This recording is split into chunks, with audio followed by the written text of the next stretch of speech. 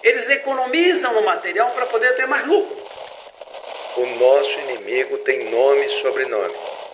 A hora dele não chegou ainda não, vai chegar a hora dele. Amém. Amém.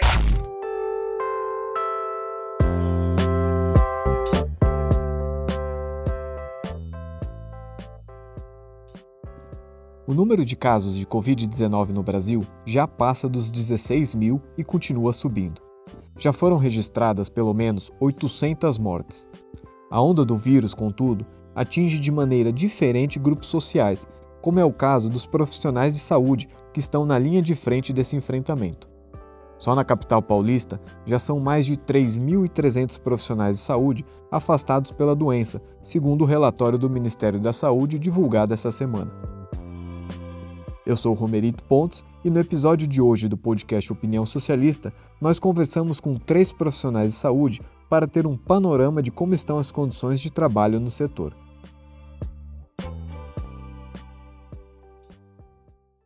Nossa primeira entrevistada é Érica Andreassi, enfermeira e pesquisadora do Instituto Latino-Americano de Estudo Socioeconômico, o ILAESE.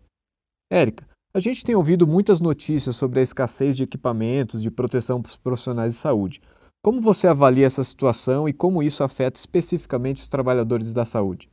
Esse problema da falta de equipamentos de proteção individual, da falta de condições de trabalho, a questão da desvalorização do profissional de enfermagem em especial, já é uma coisa que se estende ao longo do tempo. Então, por exemplo, se a gente pegar na enfermagem, uma das nossas reivindicações, que é a jornada de 30 horas, nunca foi atendida, e agora, nesse momento, especialmente da pandemia, onde aumenta a demanda nos hospitais, nos serviços de saúde, acaba levando a uma sobrecarga muito maior, com ainda essa situação de falta de equipamento de proteção individual, levando a que esses trabalhadores da saúde, homens, mulheres, mas os profissionais da saúde em geral que estão na linha de frente, acabe se expondo ao risco de contaminação. Então, semana passada, por exemplo, teve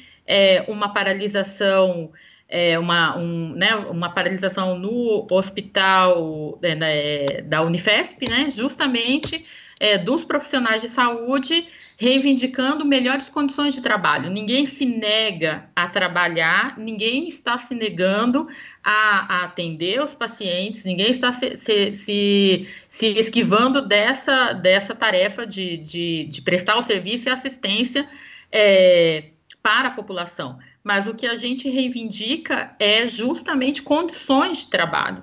Você vê, se a gente pensar bem, a própria medida provisória que o 927, né, que o governo emitiu esses dias atrás, entre outras coisas, possibilita a mudança da jornada de trabalho para os profissionais de saúde. Então, por exemplo, hoje nós temos uma jornada que você trabalha, em média, 12 por 36, ou seja, trabalha 12 horas e descansa 36, né? Trabalha um dia ou folga outro, ou trabalha 6 horas diárias com um intervalo entre uma jornada e outra. E agora, com essa medida provisória, isso pode mudar, inclusive possibilitando que os hospitais requeram que os trabalhadores trabalhem por 24 horas e descansem somente 12. E sobre o problema da quarentena para os profissionais, como fica? A quarentena, né, ou o isolamento social, ele está sendo imposto, e é correto, e a gente reivindica o isolamento social, mas para esses profissionais de saúde, não necessariamente, primeiro que os profissionais de saúde não entram no isolamento social, por um lado, e segundo que, ao mesmo tempo, muitas dessas profissionais são mães que têm filhos pequenos em casa, que têm filhos que não estão na escola, que muitas vezes, inclusive, se recorrem a outras mulheres da família, né, mãe, sogra, né, cunhada, irmã, para poder cuidar dos seus filhos, para que elas possam trabalhar. E sem as condições adequadas, essas mulheres também correm o risco de se contaminar e levar a própria contaminação para dentro de casa, para essas outras mulheres que muitas vezes estão aí no apoio, no suporte, para que seus filhos possam permanecer em casa em segurança, né? Érica, e o problema da subnotificação dos casos? Isso afeta também os profissionais de saúde? Esse problema é gravíssimo e afeta, em especial, os profissionais de saúde, mas hoje é uma situação que afeta a população de uma maneira em geral. Não existe também, é a mesma coisa dos EPIs, não existe justificativa para a gente ter, por exemplo, o estado de São Paulo, que é o estado mais rico da federação, ter uma situação de 16 mil testes parados, porque não tem não tem condições de fazer a análise daqueles testes que foram coletados, né? Então, por aí você já tira qual é a situação que nós estamos vivenciando hoje. Há uma subnotificação muito grande, né, no mundo inteiro, isso não é uma realidade só do Brasil. Agora, o Brasil é um dos países onde a subnotificação é uma das maiores do mundo inteiro, por falta de testagem, por falta é isso, né? Hoje mesmo quem tem dinheiro para pagar, não pode realizar os testes. E quanto mais a população em geral, e mesmo os profissionais de saúde que estão se arriscando aí. É brincar muito com a vida dos profissionais de saúde, entende? Não é simplesmente não fornecer o mínimo básico, as condições para trabalhar, é uma roleta, impor para os profissionais de saúde uma roleta russa, e nós não podemos esquecer, porque a gente está discutindo o tema de mulheres aqui, que são justamente mulheres, né? Então, que estão aí na linha de frente e que estão se expondo ao risco.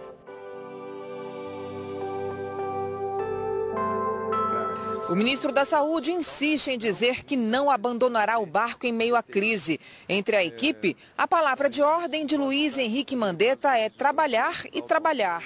Apesar das declarações do governo, o que eles não parecem estar muito preocupados é com que condições esse trabalho deve ser feito. Nós vamos agora para o Rio Grande do Norte, onde a gente conversou com a Érica Galvão, que é enfermeira no Hospital Municipal de Natal. Érica, comenta pra gente como está a situação da pandemia por aí e também sobre a realização de testes para a Covid-19. O número de casos não coincide com a realidade, possivelmente porque os testes aqui no estado do Rio Grande do Norte, né, demoram muito a sair. E também nem todo mundo está sendo testado, né? O governo emitiu uma medida que, inclusive, vai descartar amostras de pacientes suspeitos, os que não são do grupo de risco, os que não são da saúde e os que não apresentaram nenhuma piora no quadro a ponto de serem internados. Então, isso a gente acha terrível, porque muitas pessoas, inclusive, que estariam com a doença de forma mais branda ou até mesmo de forma assintomática, elas não serão separadas, isoladas de forma correta, não farão o tratamento e vão acabar passando para outras pessoas, né? A gente acha uma irresponsabilidade. Fora a demora para sair o resultado, né? Que o resultado leva de 10 a 14 dias ou até mais dias para sair. Então, a pessoa sai do período de isolamento, que é os 14 dias, e não sabe se teve doente ou não, ou até pode vir a óbito, como aconteceu com uma trabalhadora, com vários trabalhadores que já vieram a óbito, que ainda não saíram o resultado dos seus exames. E as famílias não sabem do que os seus familiares vieram a falecer, se é do Covid, se não é. Então, não condiz de jeito nenhum com a realidade, porque aqui a demora para o resultado e a testagem não está sendo feita. E, Érica, sobre a situação de saúde no estado e especificamente sobre as condições de trabalho aí no Hospital Municipal, o que você tem para dizer para a gente? A saúde do Rio Grande do Norte é totalmente sucateada, assim como a do restante do Brasil. O coronavírus ele só veio mais para escancarar a nossa realidade, né? O que a gente já estava vivendo. A gente já saía de muitas greves com pautas em que a gente cobrava mais condições, melhores condições de trabalho, EPIs, né? E agora essa doença só vem mais para escancarar o que a gente já vive no dia a dia, né? Então, nos hospitais aqui falta de tudo, até do mais básico até o mais complexo. A gente não sabe nem o que vai fazer quando começarem a chegar mesmo, assim, a grande quantidade de pacientes, né, em estado mais crítico. a gente fica muito preocupado porque falta álcool em gel, que a gente vai depender de doações. Por exemplo, eu escutei que no hospital onde eu trabalho estão esperando doação de álcool em gel. Às vezes falta papel para secar a mão. E a gente fica imaginando como é que a gente vai trabalhar para não se infectar com um equipamento de proteção que não seja o adequado, que não seja o melhor, né? E, Érica, além de todo esse risco de se contaminar, a situação também afeta a saúde mental dos trabalhadores. Não é de hoje que os trabalhadores da saúde vêm sendo acometidos com adoecimento mental, né? E com a situação da pandemia, né, do coronavírus, isso tende a aumentar. Muitos trabalhadores muito amedrontados, a porcentagem de pessoas contaminadas deixa para os trabalhadores da saúde uma porcentagem bem alta, né? Aqui no estado, no Rio Grande do Norte, teve uma pesquisa em que divulgou que 37% das pessoas que tinham sido contaminadas eram trabalhadores da saúde. E 30% dos óbitos são de trabalhadores da saúde hoje, né, aqui. Então, é uma coisa que amedronta muito e a gente já vem trabalhando muito sob pressão, já adoece muito, né, tem adoecimento mental, é uma das principais causas de afastamento de pessoas da área da saúde. E não vai ser diferente agora, né, a tendência é piorar. Eu vi muitos colegas chorando, vi muitos colegas se desesperando, porque a gente sabe das condições que a gente tem para trabalhar e sabe que a gente não vai ter condições dignas para atender essas pessoas, que a gente vai ser submetido e exposto. De volta a São Paulo, essa semana a gente conversou também com o Eduardo Almeida, que é médico do SUS e dirigente da Liga Internacional dos Trabalhadores, a LIT. Edu, fala pra gente como você vê hoje a situação dos hospitais em São Paulo. Olha, a situação está muito desigual ainda nos hospitais. Numa boa parte dos hospitais do país, nós estamos numa situação parecida com o tsunami. Sabe quando a onda recua e você vê lá no horizonte uma onda gigantesca que vai passar por cima de você? Porque a onda não chegou, o povo está com medo de chegar nos hospitais, com medo do coronavírus. Em alguns hospitais, a onda já começou a chegar. Eu trabalho num hospital que a onda já começou a chegar. E é uma coisa dantesca. Por exemplo, está se montando ainda toda a estrutura para responder a essa pandemia que já está evidente que está ocorrendo no país desde o início do ano. Na sala que foi montada de emergência, os pacientes graves que estão chegando nesse hospital, e chega SAMU a cada meia hora, 40 minutos com um paciente grave, tinha 5 leitos. Os 5 leitos ocupados. No corredor do hospital, na porta da sala, para entrar na sala, tinha uma maca do SAMU com um paciente deitado, com a máscara, e 2 velhinhos, de 60, 70 anos, sentados de máscara, esperando para entrar na sala. Pacientes graves que eu estou me referindo. Os funcionários estão trabalhando muitas vezes sem o EPI, sem o equipamento de proteção individual. Por exemplo, a máscara N95, a máscara absolutamente necessária, não é fornecida nos hospitais. E já existem muitos funcionários de saúde doentes. Lá no hospital que eu trabalho tem 4 na UTI e um deles morreu ontem. Não sei se vocês sabem, mas na Itália tem 10 mil funcionários da saúde infectados. Infectados. E isso tem uma gravidade enorme, desde o ponto de vista da exposição daqueles que estão na linha de frente do combate ao coronavírus.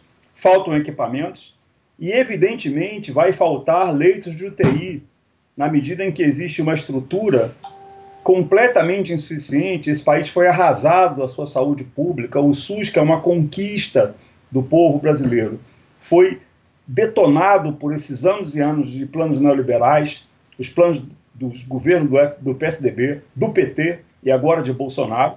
Isso levou a que existe uma situação precaríssima da estrutura de saúde do país. Isso inclui a ausência de leitos de UTI, que são uma necessidade nesse momento. O país tem 45 mil leitos de UTI. Isso é completamente insuficiente para essa realidade. E o SUS, que atende 75% da população, tem minoria entre esses leitos da UTI. A maior parte da UTI tem com os hospitais privados. Então, isso é uma estrutura completamente insuficiente, precária, para o tsunami que está vindo aí. E vai chegar. E especificamente no seu caso, Edu, como que você está diante disso tudo? Pra você ter uma ideia, hoje, eu sou médico e atendi vários pacientes com coronavírus. Eu não consigo fazer o teste. Eu atendo muitos pacientes com suspeita de coronavírus. Esses pacientes não conseguem fazer o teste. O teste só é feito para os pacientes graves. Isso significa que você tem uma subnotificação enorme da realidade do coronavírus no país. Você viu, agora foi divulgado que o primeiro morto de coronavírus foi em janeiro. Agora foi divulgado. A epidemia está correndo desde janeiro, por isso que tem pelo menos 30 ou 40 mil pacientes com coronavírus hoje, porque não é testado. Se não é testado, você não pode mensurar a realidade. Isso é uma vergonha, isso é um escândalo. Edu, agora como dirigente político da LIT, qual avaliação você faz até da situação mundial diante da pandemia? Eu acho que a pandemia atual do coronavírus não é um produto da natureza.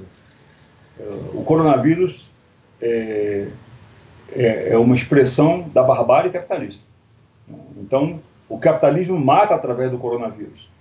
A crise econômica mundial, ao se associar com a pandemia, vai levar elementos de barbárie no mundo inteiro. Nós estamos perante um episódio histórico que vai ter uma consequência catastrófica. Vamos ter elementos de barbárie crescendo no mundo e consequências sociais, como numa guerra mundial. Essa geração que está vivendo esse episódio atual histórico vai ficar marcada por toda a sua vida. Isso vai ser contado em lendas, em histórias, em filmes, de geração para geração, como um episódio gravíssimo da história mundial. E isso, para nós, tem um significado. É muito importante localizar isso.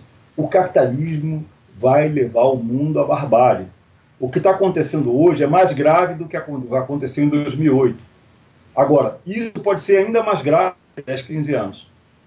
Nós vamos nos aproximando da barbárie. Que significa isso? O capital, com formas de exploração ainda mais duras que os atuais, com ditaduras mais violentas e a situação de vida do povo cada vez pior. E isso leva também uma coisa que tem uma enorme importância, que nesses momentos de catástrofe, a consciência das pessoas fica sacudida. Muda. As pessoas começam a pensar, bom, tem que ter uma alternativa. E tem uma alternativa. Por esse motivo que nós dizemos que é preciso levantar de novo as bandeiras vermelhas do socialismo. É preciso levantar de novo a necessidade de que a economia seja planificada a partir da expropriação das grandes empresas, a serviço da necessidade da população, dos trabalhadores, e não dos lucros. Não é possível que o Brasil gire ao redor do pagamento da dívida aos grandes bancos. Não é possível que gire ao redor da necessidade das fábricas multinacionais funcionarem. É preciso responder necessidades de Paraisópolis, da Rocinha, das fábricas, dos trabalhadores. Isso é o povo brasileiro. Quem toca esse país, quem constrói esse país, quem coloca a mão na massa, são os operários, os trabalhadores. Esses é que devem ser o foco de atenção da economia. Para isso é necessário expropriar as grandes empresas. Para isso é necessário uma revolução socialista. Por esse motivo que nós defendemos, em alto e bom som, as bandeiras socialistas. Esse foi mais um podcast do Opinião Socialista. Você pode nos acompanhar pelo Spotify, pelo Deezer, Anchor FM, Google Podcast e outros agregadores, além do YouTube. Nós também estamos com um portal especial em nosso site sobre o tema. É só acessar www.pstu.org.br. Essa edição contou com o apoio técnico de JJ. A gente fica por aqui, um abraço e até logo.